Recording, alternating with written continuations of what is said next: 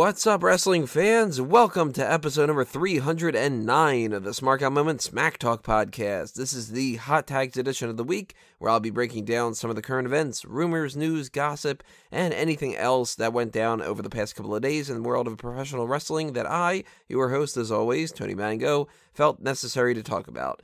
And I have to admit, I've been kind of a little bit lackadaisical on checking my news from the past couple of days. So I might have missed a story here or there, but I don't think that I did. I think I did my little roundabout checks, and I think that really it's only really boiled down to a couple of things, and a couple of them more important than the other ones. So let's take care of one of the ones that isn't as important, and that's that WWE has filed a trademark to one of Jeff Hardy's old catchphrases, which was immune to fear.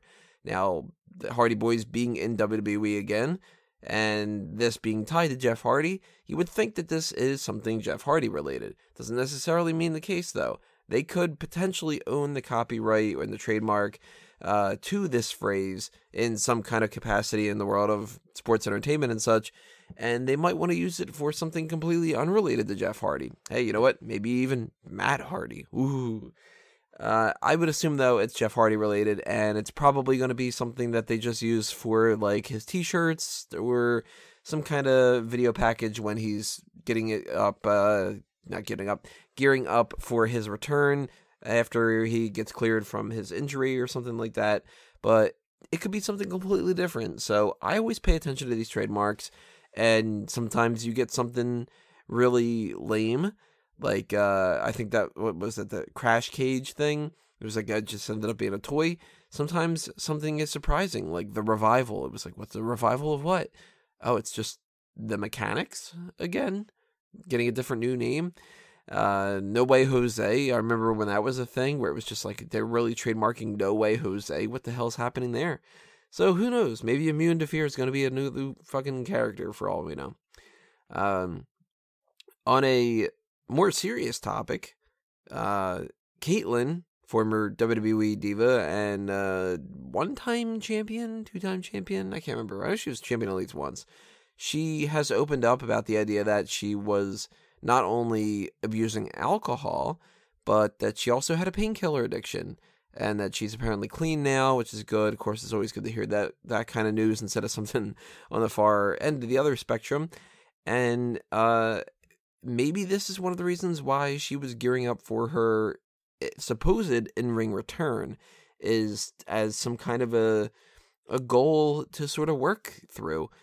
We know that there's at least some capacity to this of her marriage, because she has said as much, that she was in just a shitty marriage and that it wasn't working out, and she used these kind of tools to get herself through it, which is often the case with a lot of things like that. I'm obviously not going to turn this into a Sermon on the Mount kind of a thing and talk about alcohol abuse and, substance abuse and blah, blah, blah, blah, blah. You guys by now know my whole philosophies on a lot of those kind of things, but it's always good news to hear that somebody has gotten clean, and all you got to do is hope that they stay clean. And if Kaitlyn is clean and she is gearing up for an in-ring return, what the hell? Why not bring her back into WWE and see what she's got? If she doesn't really have what it takes, then she can go somewhere else and go deal with it there. But they seemed to like her quite a bit, even though she was a last-minute replacement for Isis, I think her name was, the Amazon, who was supposed to be working with Vicky Guerrero for that NXT season, and then ended up being Kaitlyn instead. And Kaitlyn worked her way up quite a bit, so she's got some tenacity behind her. Moving over to something else that is somewhat related to abuse, I guess. That could be our transition, or ailments, maybe.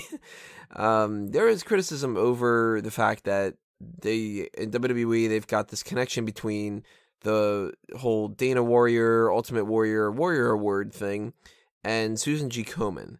Vice Sports called them out on how Warrior, in the past, was talking about things like being glad that Bobby Heenan had cancer, and some disparaging remarks about gay people, and other really negative things, which you would think would fly in the total face of somebody who's supposed to be a motivational speaker. WWE responded and such by basically, for the most part, saying, nah, man, warrior spirit and all that shit. here's the conundrum, though. Susan G. Komen's foundation has had a lot of flack for not being a really all that good corporation. And if this is supposed to be like, I guess, like, well, they're not living up to the high standards of Susan G. Komen, well, start looking into some of the other stuff like that. You know what I mean? The Warrior stuff, yeah. I mean, when you do something bad, it reflects everything in the future. And I don't see too much of like a concern on either party as far as this is going to work out. Like, WWE isn't going to stop doing this. And Susan G. Komen's not going to be like, all right, well, we don't want to partner up with WWE anymore. That's not going to stop because of this. And it's not going to really tarnish Warrior's perspective, but does he have that much clout outside of pro wrestling? Like, who knows Dana Warrior beyond people that watch WWE? You know what I mean? So if this is going to be something that Vice Sports and whoever else is like against this whole idea that they wanted this to like shake up the system, I don't think it's really going to do anything.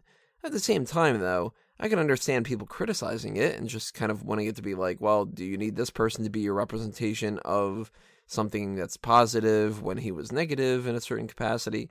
We all have bad days, and we all have shitty things, and I think that what you do reflects on so many different levels, but also you need to kind of take everything for individual purposes. Like, this is supposed to be something that helps. Whether it is about the Ultimate Warrior or about breast cancer, the bottom line is supposed to be that it helps with breast cancer. So if you could use anybody to sort of get you that goal, good or bad, I think that it's worth it. You know what I mean? Like, I mean, this is taking things to an extreme, but if, say, what's another thing? Like, HIV. If there's like an HIV awareness thing, first off, a quick side note, I think about the whole awareness thing, I think it's all bullshit. I think that this is just something to pat ourselves on the back and we don't actually accomplish anything. You know, you go do a fun run for multiple sclerosis. You're not fucking stopping multiple sclerosis. Donate money, they'll get the research. You don't need to do the fucking fun run. But, you know, if, say, the HIV, if they could figure out a way to draw a lot of attention and get a lot of money and fundraising by making comic strips about Hitler's a shit human being, but you know what? If that gets them the money that they can solve the issues of HIV, all that much fucking better. You know what I mean? Would you rather have a bad tool that works, or would you rather have a problem? You know, are you going to use the rusty end of a screwdriver to nail in something rather than a hammer, or are you going to sit there and not have that thing nailed in? So if you are somebody who cares about breast cancer awareness, Ultimate Warrior's thing, for the most part, is not doing anything bad to hurt this cause.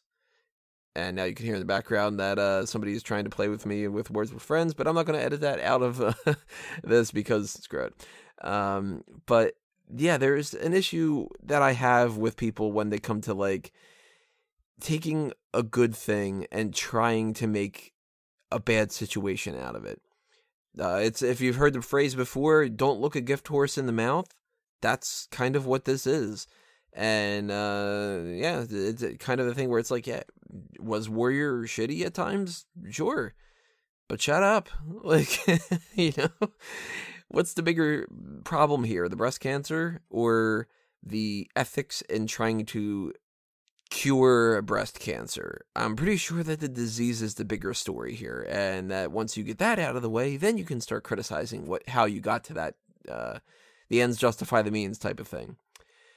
2 more things to talk about here. Actually, 2.5. My thoughts on the most recent thing that was released on the WWE Network. This time around, it's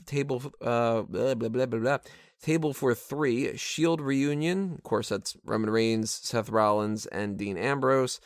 Not the best Table for 3. Not all that interesting. I'm pretty low energy right now. You could probably tell.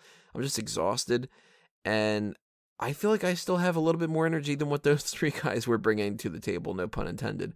because they were just bland. And their stories weren't really all that interesting. It was more so like, yeah, man, we did our thing and we succeeded, and we did our thing and we succeeded. So we did our thing and succeeded, and it was good that we succeeded doing our thing. And it's like, oh my God, I get it. And then Ambrose is just sort of like, I'm quirky and I eat sandwiches. That's basically it. Like, I didn't really get anything else out of that for the most part. So if you are not super, super interested, you got the gist of it right there. And if you do want to check it out, go ahead and check it out. It's a skip it more than a see it to me. And it's kind of a shame because when I saw that this was on deck for today, I was just like, oh, okay, cool. Like, post Raw, I'll check this out. It'd be pretty fun. And instead, it kind of sapped some of my energy out of me. But here I am talking to you guys nonetheless. It's like midnight or so, and I'll be out for a little bit more editing this, but I still have one more story to talk about here, and that's the biggest one that we need to talk about for this week, unless, randomly tomorrow, Tuesday morning or something like that, we get a whole bunch more news, and you know how that goes. But the biggest story for the past couple of days is that WWE released 3 people, Summer Rae, Darren Young, and Emma. And 2 of these I saw coming. One of them I wasn't really. Darren Young felt like he could have been released literally any time that he was employed. I felt like when he first came into NXT that he was the best sacrificial lamb out of the bunch, with Michael Tarver probably being the second, the only other one that can like put up a fight kind of against that mantle. And then Michael Tarver went, and I really didn't see all that much about Darren Young that I thought was all that great. And he tried to do a couple things here and there. The best work that he ever did, by far, is like, as far as my concern is, was working with Titus O'Neil for the Primetime Players. And there was part of me that was thinking that there was like some potential in the future of maybe bringing him back on board with that and kind of contributing a little bit more to Titus Worldwide. And I also thought that there was a little bit of potential of having him show up with Goldust and doing some other kind of a gimmick. But for the most part, he had gotten injured a couple times, and even though he had that gimmick name of Mr. No Days Off, which really did not catch on ever, he never made that much of a splash. They tried to do the Make Darren Young Great Again thing, didn't get over more than a couple weeks, and then he got injured again, and we've been waiting for him to make his return after a long time of being injured, but he didn't. So it was very suspicious that he didn't come back like that. I still thought that he was going to come back and he was just going to be relegated to main event and just jobbing out like that. But his release isn't all that surprising. And I know that some people are going to say, hey, do you think that this is because he's gay? No. No negative consequences mean that it has to be because of that. You know what I mean? He wasn't really all that great of a performer. It just so happened to be that he was also a homosexual. And if WWE wanted to fire him for that reason, they would be in such hot water, because that would be just fucking atrocious. No, he got released because he just wasn't somebody that was all that prioritized. It's the same as if Bo Dallas got released right now, or Curtis Axel, although Curtis Axel has a lot more going for him than Darren Young and Bo Dallas. Kurt Hawkins is another one. If Kurt Hawkins got released tomorrow, I wouldn't be shocked, because he's just a low priority type of guy. And Darren Young has been one of those for almost his entire career. So that was no shock. Summer Rae, another one, no shock. She's been gone for 2 years, and there was no indication that she was coming back. I mean, the most that we've heard from her, as far as I can remember, is I think that her silhouette was used in a Breezango thing, and that's it, but it might not have even been her. She's been doing nothing but Instagram and Snapchat photo shoots, and it seemed like she had been moving on a long, long time ago, similar a little bit to what Eva Marie was doing. So that is not another shocker to me. I think that Summer Rae never really caught on the way that most women do, and that was a problem. And she was hot, and she had some good stuff going for her as far as like being Fandango's dancer, and she kind of helped Sasha Banks and Charlotte get into the mix a little bit and stuff, but she never took off on her own. So I'm not too shocked that she's gone. Emma, on the other hand, that's pretty shocking. I mean, she was just getting another push, and let's put it this way. If she would have been released with this whole Emelina thing, I wouldn't have been shocked. These past couple of months that they've been sort of trying to get her back into the swing of things, I thought that her career was safe for a little bit longer, and that's kind of surprising that it wasn't. So a lot of people are talking about some scuttlebutt about whether certain people got released or fired or quit or their contracts just ran out. Emma tweeted out a broken heart. Summer Rae says not giving up on Summer yet. Darren Young hasn't, at least at this point, from my knowledge, hasn't said anything yet. I assume he'll probably say something on Twitter or Instagram just saying, like, big thanks to WWE for all the great memories and allowing me to live my dream. And, you know, a lot of people do that kind of stuff. And Darren Young will be popping around on the indie scene. Maybe he'll end up showing up on Ring of Honor or Impact or something. And I don't expect Summer Rae to go anywhere. I think that she's just going to continue with modeling and try to do some other projects. Like, hate to be the stereotypical, but most people are like, I want to start a fashion line. And it's like, well, it's a black bra. You don't need to fucking sort this out that differently. But she's always been athletic, it seems. She was in that lingerie football league, so maybe her injuries aren't bad enough that she can still actually do something physical, and that would be kind of good. Maybe she wants to do something else completely. Maybe she wants to be a teacher or something, or a real estate agent or whatever. It doesn't fucking matter. Point being, I expect Darren Young to be popping up a couple different places. I don't expect Summer Rae, and I definitely expect Emma. I think that Emma is going to go over to Impact as soon as possible, and she's probably going to get some kind of a multi-time championship run there, and she'll probably feel like she's sort of like fulfilling her destiny since she never was able to do that in WWE. But kudos to all three of them for the different things that they have done that have been good. Good riddance for the things that they've done that sucked. And obviously we don't wish poor things on them, so we wish them the best in their future endeavors as well. But that makes us have to turn into another little thing here, and that's Lio Rush. He made a joke that I admittedly thought was kind of funny. And it was about Emma's release. He said, I guess this is what happens. This isn't verbatim. I forget the verbatim thing, but it was something along the lines of, this is what happens when you're not truly ready for Asuka, because Emma just got her ass whooped by Asuka twice. I thought that both sides of this sort of need to chill out a little bit. He didn't need to make the joke, and it is an insensitive joke, so I can understand people getting upset about it. The people that should have been upset about it are Emma, and Emma's fans, and Emma's friends. And that's it. Nobody else has any reason to be upset about it. The other people in the business that have been calling Lio Rush out on it and saying, like, you're a douchebag, and you're not going to be able to make it if you're going to be making enemies like this and all that. I don't know. I think that they're kind of giving him a little bit harder of a time than he deserves because he's just making a fucking joke. If he would have said something like good riddance, Emma's a fucking bitch or something like that, it's a little bit shady. And that probably would have gone over even better because then they would have been like, oh, I guess they have some problems with each other and they're just kind of taking shots. It's something that he apologized for, and yeah, it kind of comes off a little duplicitous that maybe he's just sort of apologizing because he wants to save face a little bit, and that's probably true. It's probably 90% true. But I hate this culture nowadays where you make a joke that could be pretty insensitive, and people call you out on it, and you say, I'm sorry, whether you actually are sorry or not, and nothing is accomplished. Either he made the joke and he's sorry, and nobody's going to forgive him, or he made the joke and he's not sorry, and it doesn't matter if anybody forgives him because fuck him. It's like nothing really matters. What isn't going to happen here is Lio Rush isn't going to have been insensitive, apologize for being called out on this kind of thing.